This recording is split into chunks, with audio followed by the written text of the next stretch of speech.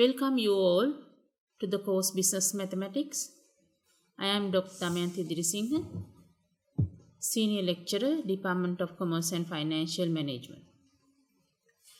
We know that for the last few decades, the use of mathematical techniques has been gaining very popularity in the field of commerce and management.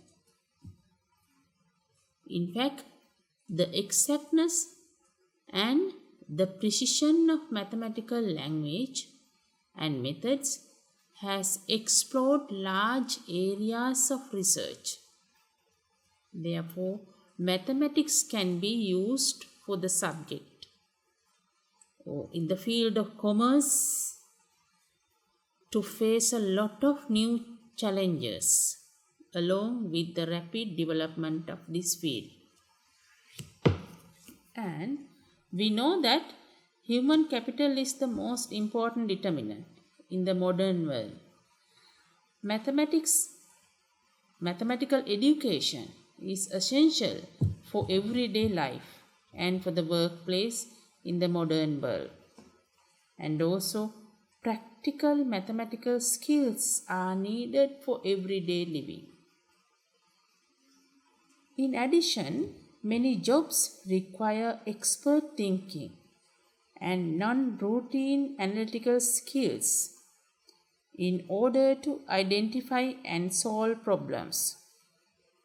Therefore, this course unit focuses on developing analytical skills in order to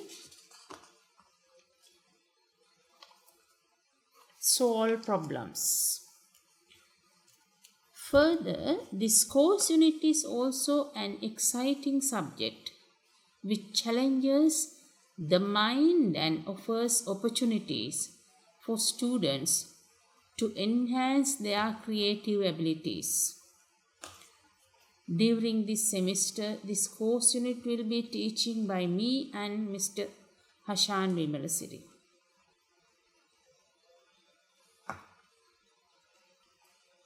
What we can do for you? Actually, we guided you with the aim of the syllabus to provide learning experiences that suit to the needs of the students.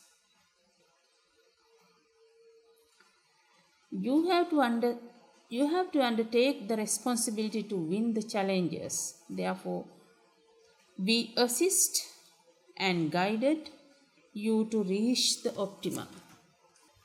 Now we'll see the syllabus we have given you.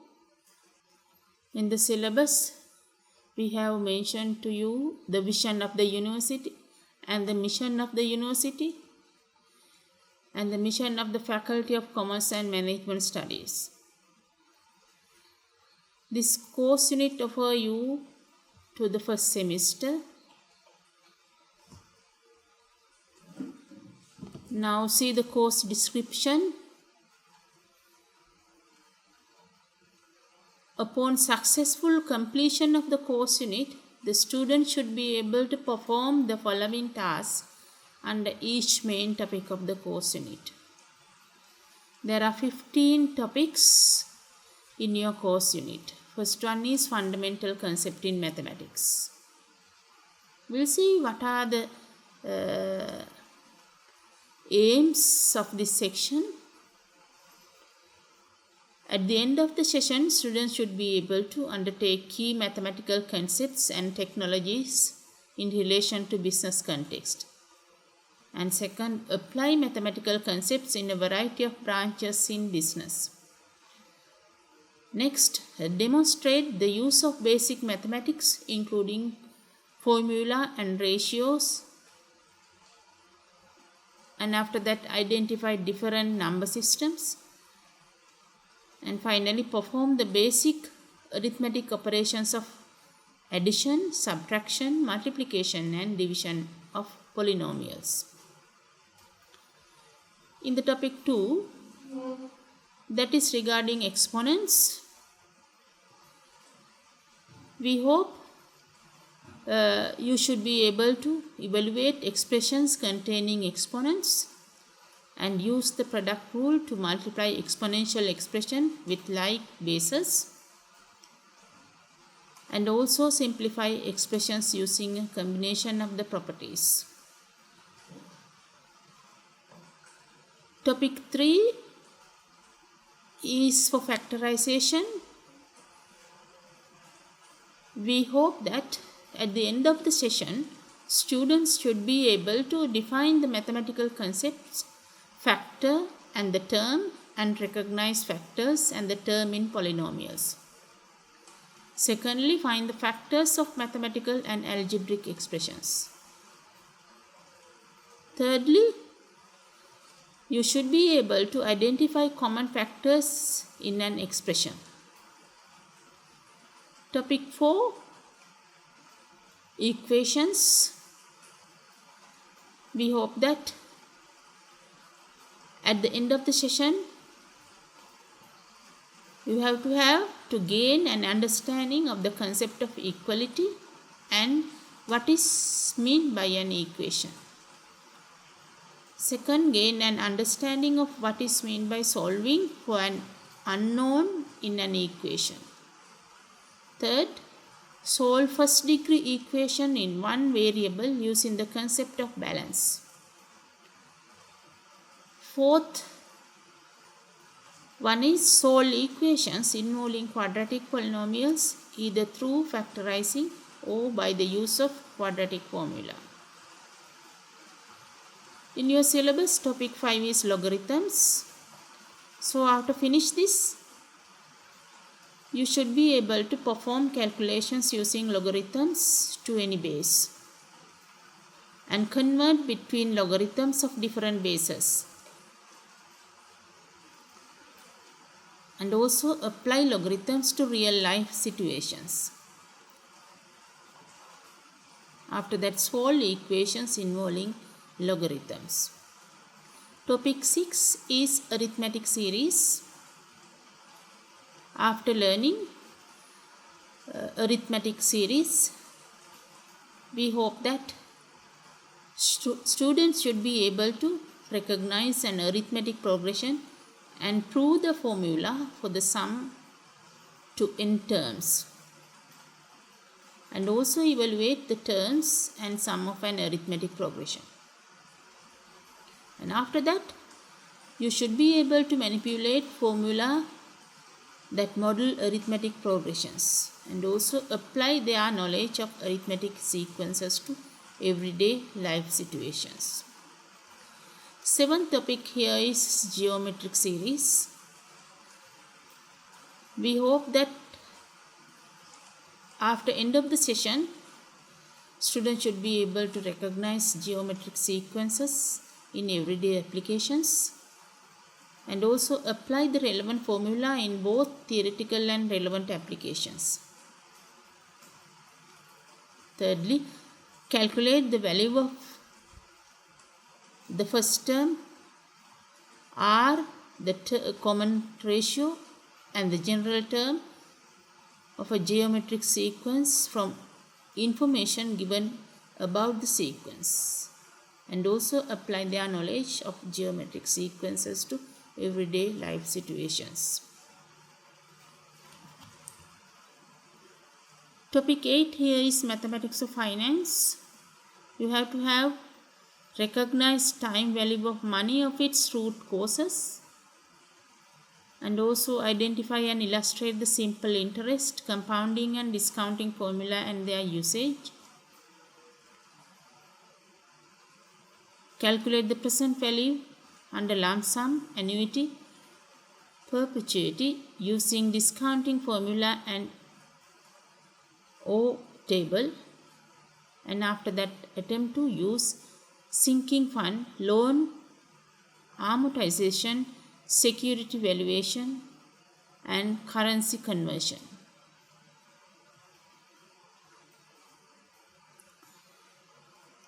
After the sets and their applications, at the end of the session, you should be able to identify and understand different sets of building notation, their key terms, symbols of sets, and also terminology of sets. Secondly, construct Venn diagrams for the given relational data. And also you have the ability to interpret Venn diagrams and set notations and explain their meaning. Topic 10 is binomial theorem.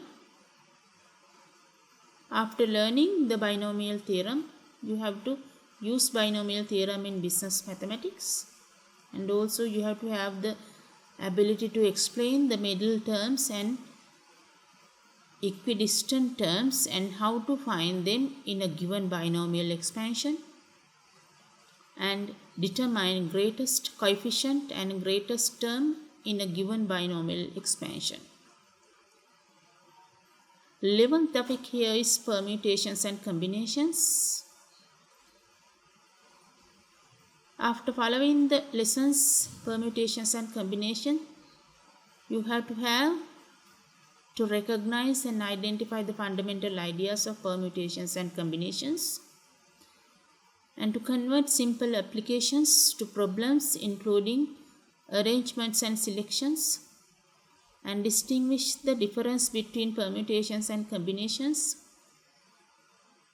And you have to have the ability to use permutations and combinations to solve business problems. Next, the topic matrix algebra. After learning matrix algebra, we hope that you have to have the ability to understand a matrix from a business context and recognize the different types of matrices. And also you have to have the ability to construct matrices through addition, subtraction, scalar, vector and multiplication, and also solve systems of linear equations using matrix knowledge. Not only that, you have to use your knowledge to carry out advanced matrix operations including inverse and determinants. Topic 13 is analytical geometry. After finish this topic, you should be able to determine the equations of a line from given information and recognize gradient and intercept, and to construct an equation using a rectangular coordinate system, and identify the different types of horizontal, vertical, coincident, parallel and intersecting equations. Not only that, you have to recognize the limits of pre-calculus and also identify and solve limits through graphical representation. Topic 14 here is calculus and its applications. After finish this lesson, you have to describe calculus and its branches, and to identify the rules in different calculus, and recognize higher order derivatives and the usage, and to use and apply practical situations with the knowledge of the calculus, especially in businesses. The final one is topic 15. Identify the basic rules of integral calculus is a must. And after that, after learning integration, you have to have the ability to recognize and understand the definite and indefinite integrals and able to evaluate them. Then finally, we hope you must have the ability to understand and apply the procedures for integrating to business problems.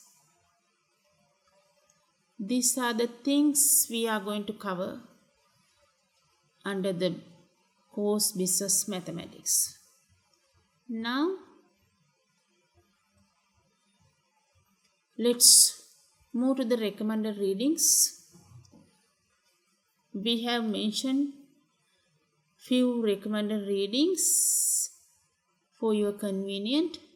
There are several books here.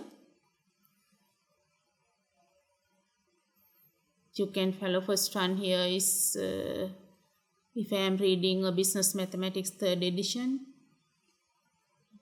published in 2015, and second Business Statistics, that is published in 2007. Likewise, you can follow the recommended readings as well. As the assessment methods, we will be conduct 7th week your midterm test, and marks will be allocated for this course. 10% for the attendance in tutorial classes and 20% for the mid-semester test, and the rest of the 70% for the end semester examination. And also rest of the other things you can read. Now we'll move to the first lesson, Mathematics for Business. I am going to introduce you the number system first. You can see here the natural numbers. The natural numbers or counting numbers, we know what are they?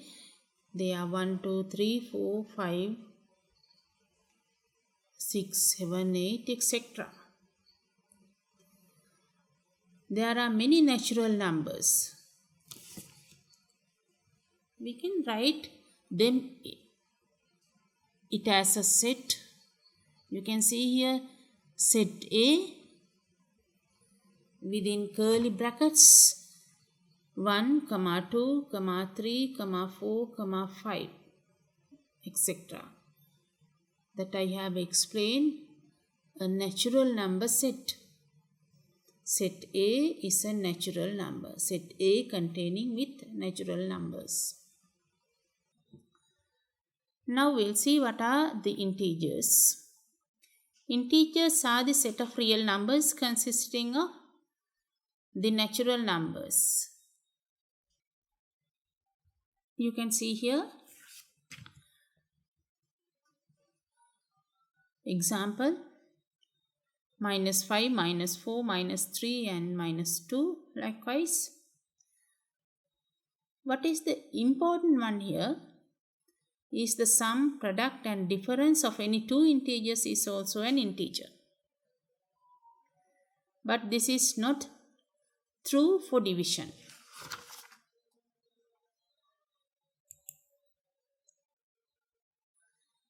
Next, we'll see the rational numbers. They are the numbers which can be expressed as a ratio between two integers. Remember that the set of rational numbers is closed under all four basic operations. That is, given any two rational numbers, they are sum, difference, product and quotient. That means there are sum, difference, product and quotient is also a rational number.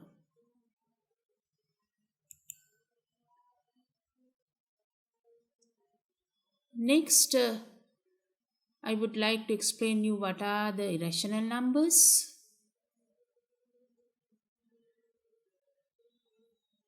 An irrational number is a number that cannot be written as a fraction or a ratio. Ratio is a similar word to fraction, but we'll have to keep it in mind one important thing. In decimal form, it never ends or repeats. The ancient Greeks discovered that not all numbers are rational. They are equations that cannot be solved using ratios of integers.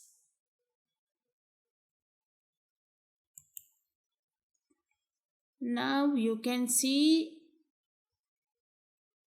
a set of real numbers that includes rational numbers and irrational numbers, integers, whole numbers, all that.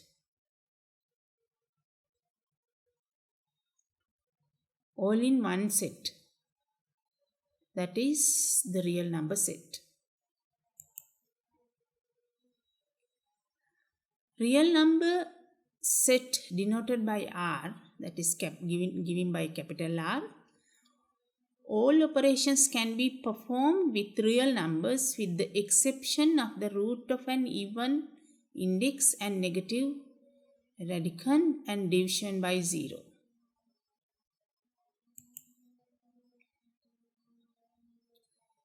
And also all operations can be performed with real numbers with the exceptions of the root of an even index and negative radicand and division by 0.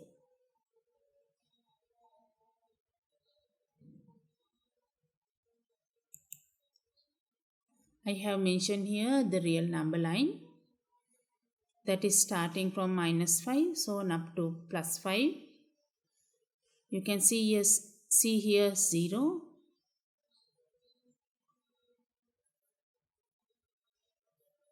-5, -4, -3, up to 5. Imaginary numbers.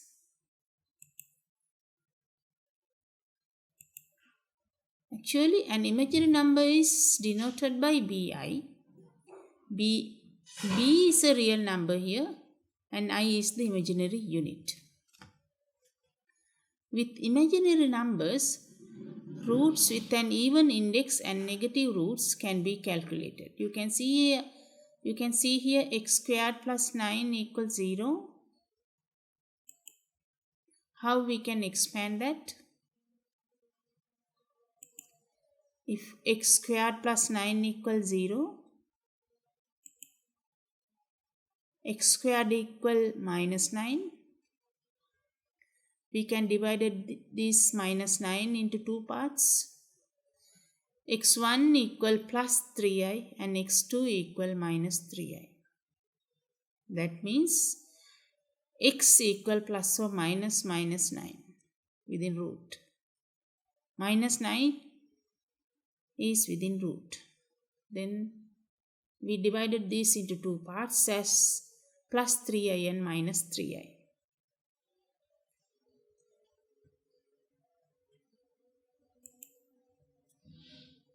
So the important thing here is complex numbers. Accordingly, we can identify a plus bi as a complex number. A is the real part of the complex number and b is the imaginary part of the complex number. If b equals 0, the complex number is reduced to a real number as a plus 0y. That is equal simple a.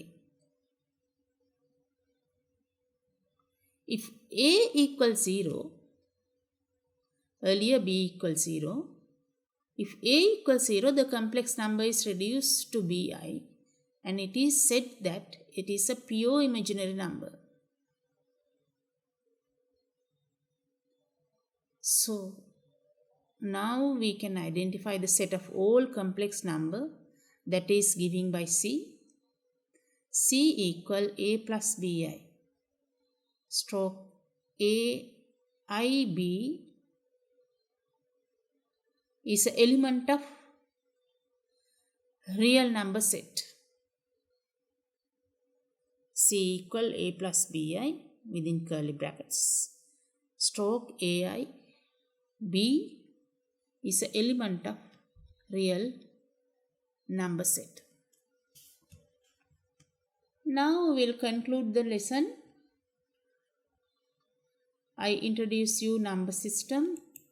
First I explain you what are the natural numbers.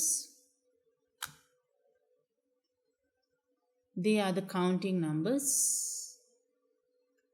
I have written here one example. And also I requested you to write some another examples for the natural numbers. And secondly, I explain you some important things regarding natural numbers. Sum of any two natural numbers also natural numbers, and also product of any natural numbers is a natural number, and subtraction of any two natural numbers is also natural numbers, and also division of any two natural numbers also a natural number. And after that I explain you what is a real number and the integers, and also rational numbers and irrational numbers. And by giving some example, I showed you a real number set,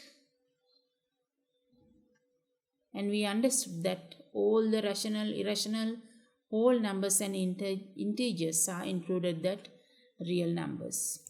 And after that I explain you the number line.